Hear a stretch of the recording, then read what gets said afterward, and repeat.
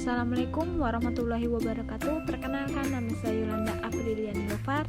Saya dari kelas IPA 2. Saya akan menjelaskan tentang wawasan Nusantara. Wawasan Nusantara, cara pandang bangsa Indonesia mengenai diri dan tanah airnya sebagai negara kepulauan dengan semua aspek kehidupan yang beragam. Hakikat wawasan Nusantara.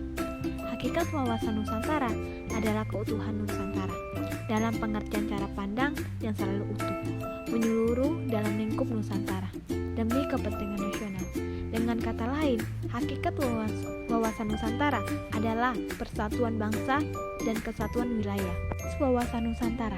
Asas wawasan Nusantara merupakan tentuan atau kaidah dasar yang harus dipatuhi, ditaati, dipelihara, dan diciptakan demi tetap taat dan setidak komponen pembentuk bangsa Indonesia terhadap kesepakatan bersama.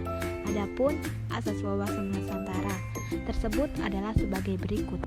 Kedudukan wawasan Nusantara sebagai landasan visional dan menyelenggarakan kehidupan nasional.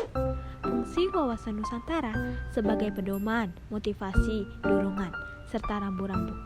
Tujuan wawasan Nusantara untuk mewujudkan nasionalisme yang tinggi bagi seluruh warga negara Indonesia di segala bidang sehingga dapat tercapainya tujuan nasional.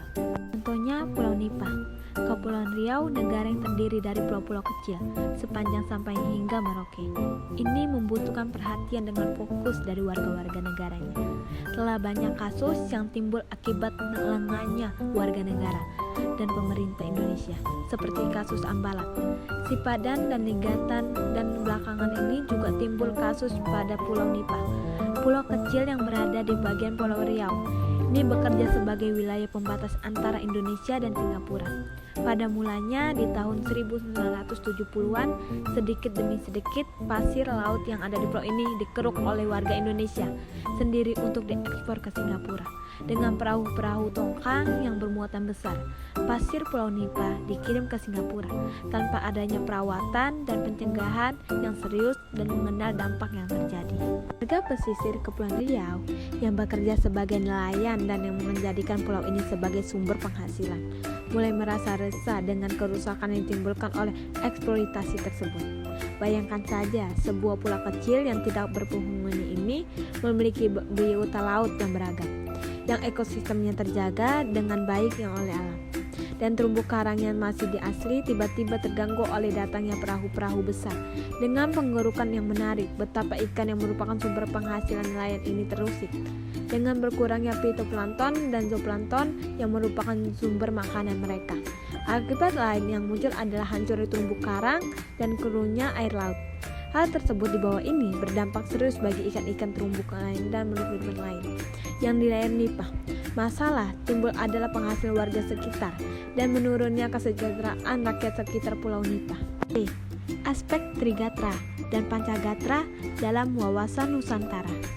Astragatra, aspek alami yang dibuat Trigatra, dan aspek sosial yang dibuat Pancagatra yang bersifat timbal balik.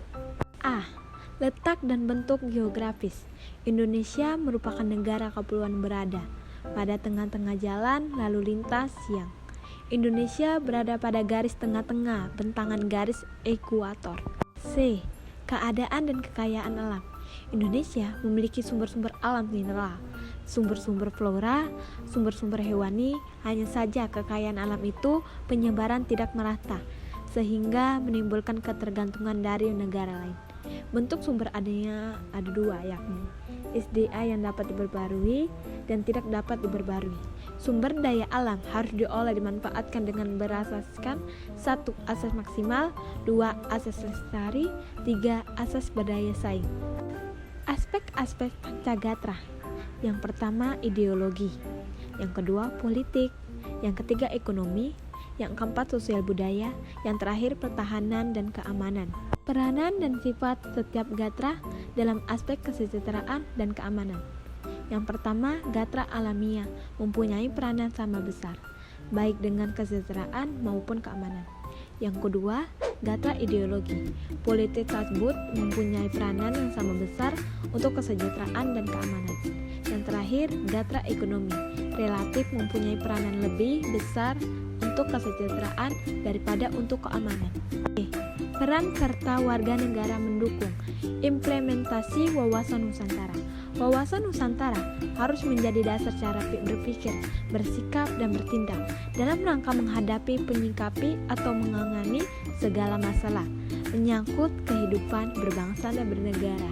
Peranan siswa dalam mengimplementasikan wawasan Nusantara. Yang pertama, mendukung persatuan bangsa. Yang kedua, mendukung kerakyatan dengan lebih mengedepankan kepentingan bersama. Yang ketiga, berkemanusiaan adil dan beradab. Yang keempat, mendukung upaya untuk mewujudkan suatu keadilan dalam masyarakat. Yang kelima, menumbuhkan rasa bela negara yang dilandasi cinta tanah air. Yang terakhir, berbudi pengerti, luhur, dan disiplin. Sekian dari saya ucapkan terima kasih. Wassalamualaikum warahmatullahi wabarakatuh.